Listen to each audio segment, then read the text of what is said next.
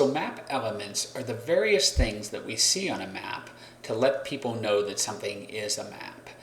And it includes all of the things listed here. The map itself, the frame within which the map resides. Sometimes we have another map showing where the more detailed map is, which is called an inset or locator map.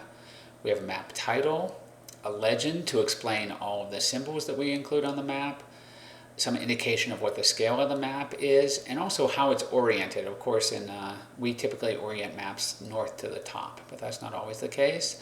And then any sort of information the map user might need, like what the source of the data was or anything like that. Here's an example showing all of these things. So the main map is on the left with the title of the map below it.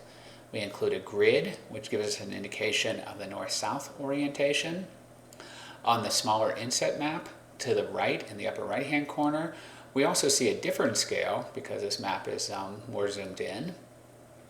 We now, instead of using the latitude and longitude lines to show the orientation, we put on a north arrow, and we include a scale bar to show how many miles it is between one end of the scale bar and the other.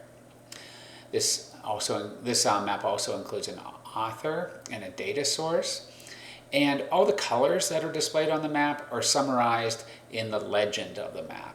The legend tells what each one of those colors means and helps the map user to better understand the map.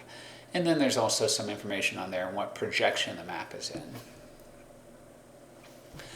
The scale bar, there's a number of different styles of scale bars that most GIS programs include. This one shows some of the scale bars that Esri offers. The map legend is something that can be more or less complex. This is a U.S. Forest Service legend, and as we can see, there's all sorts of different roads and trails that might go through the U.S. forest, national forest. So all of those are represented as different types of lines, so that by looking at the pattern that we see on the map, we know what kind of road or trail it is. For geologic maps, these can get quite complex and a bit esoteric because they relate to exactly what sort of rocks are there, but we can see that each of those different colors represents a different sort of rock, and then those symbols on the left are often associated with linear features or points such as faults or a particular point on the rocks. Esri also offers a big choice of north arrows, and we can either use one of the north arrows that Esri provides or create our own to put on a map. Famous north arrow here. This is from Winnie the Pooh, and a map that was included with the original edition, and it shows in the upper left-hand corner a north arrow that spells out Pooh.